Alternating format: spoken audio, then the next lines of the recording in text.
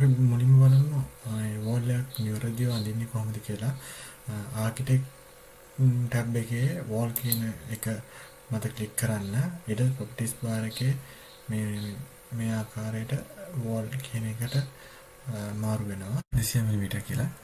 ඊට අපිට අවශ්‍ය වෝල් එකක් අපි ඉස්සෙල්ලා අපි සයිසස් ඉතින් අපි එඩිට් කරලා අපිට අවශ්‍ය ටයිප් දෙකක් හදාගන්න. කියන්නේ සාමාන්‍ය ගෙදරක යූස් වෙන්නේ අඟල් 9යි අඟල් 4.5යි.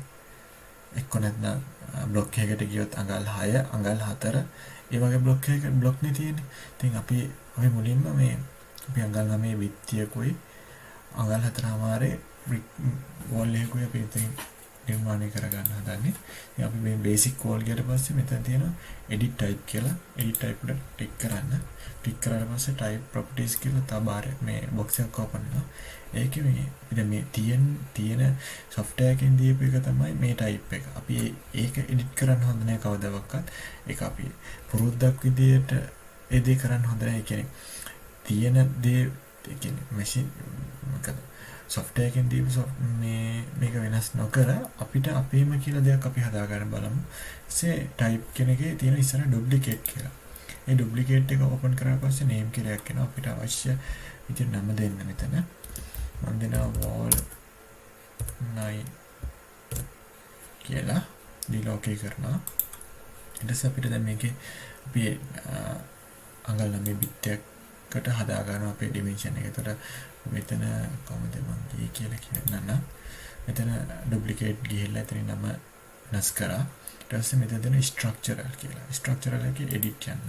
edit කරලා පස්සේ මේක තියෙනවා අපි මේ තියෙන wall එකේ මේවා මේ මොනවද කියලා properties කියන්නේ තියෙන layer තියෙන විදිහ අපිට layer දාලා ඕන හදාගන්න එච්චර අවශ්‍ය නැහැ.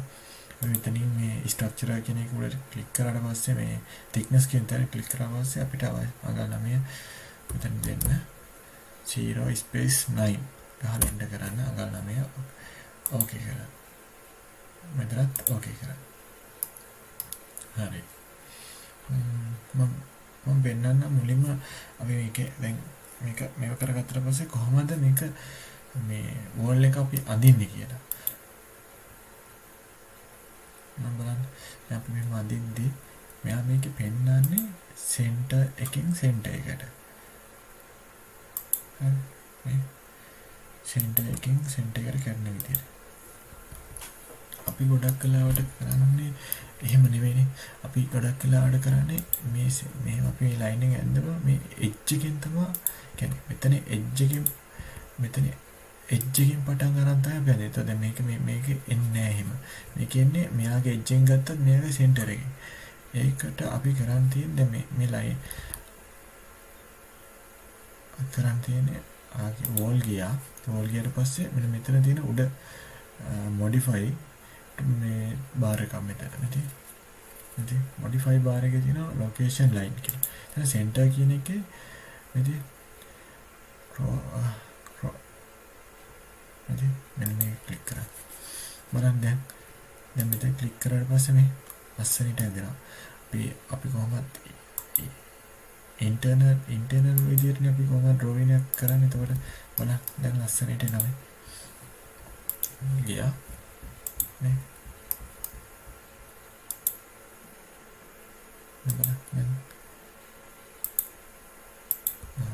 අන්න එහෙමයි අපි වෝල් එක නිර්මාණය කරගන්නේ. මම දැන් කියලා දුන්න මුලින්ම වෝල් එක අඳින්නේ කොහොමද කියලා.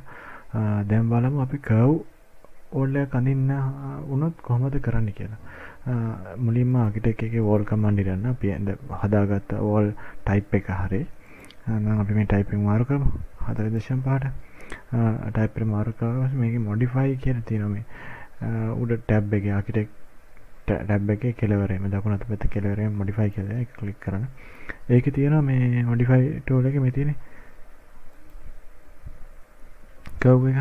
ඒ curve එක select කරලා අපිට අවශ්‍ය diameter බලලා ක්ලික් කරන්න. ක්ලික් කරලා අපිට ඕන curve එක මෙන්න මේ ආකාරයට දෙන්න පුළුවන්.